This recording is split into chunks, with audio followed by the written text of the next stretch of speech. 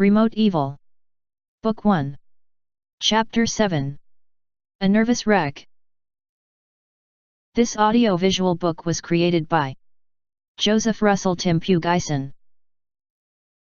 To be extra sure, he went to work the next morning even without sleep, so people will think that he was at home sleeping during the time of the murder of Dan. He did not even have breakfast. At work he was fidgety and very nervous. Everyone who greeted him or stared at him was a witness in his mind. He faked a smile at everyone. But they noticed that he looked more tired than usual. He also drank a lot more coffee than he usually did. They noticed these, but they were used to Norman like this.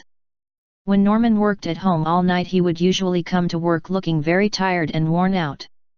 No one gave this strange appearance of Norman a thought. Most of his office mates just thought that Norman could be just working on another project at home. By lunchtime almost everyone in the office have forgotten about Norman and his tiredness and worn-out appearance.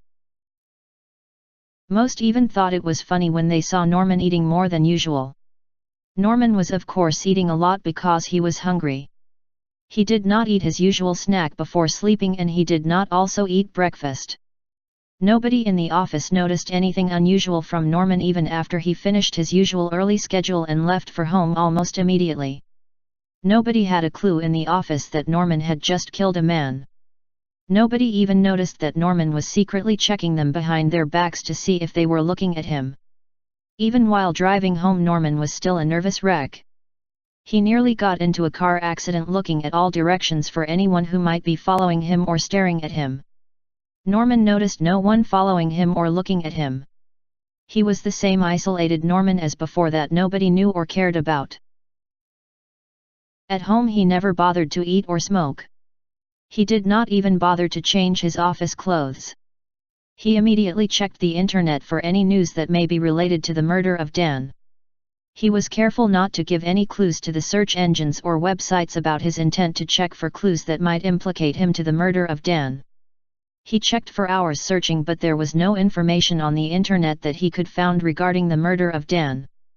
He then watched every news channel on television that he can find to see if they have any news reports regarding the murder of Dan. He watched for hours, but there was no news regarding the murder of Dan. He was still a nervous wreck, but he felt much better. Norman was puzzled why he did not feel remorse or guilt for killing Dan. All he cared about now was the fear of being found out as a murderer and going to jail.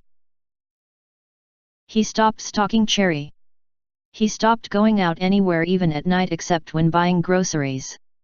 He spent all his time now checking on the internet and watching the news of possible reports regarding the murder of Dan.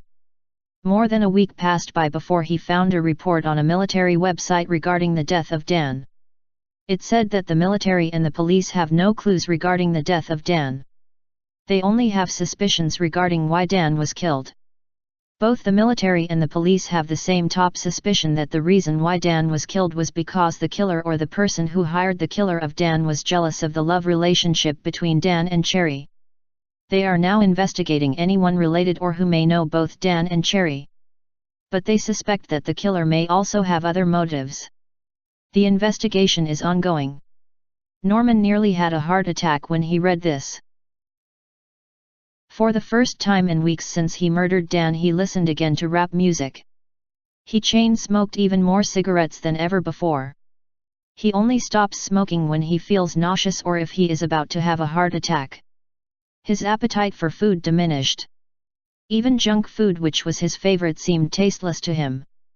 He was sleepless. He would numb himself with beer or played video games until well past midnight just to be able to sleep. But throughout it all he still performed excellently at work. He is still a human machine, cold but efficient. End of chapter.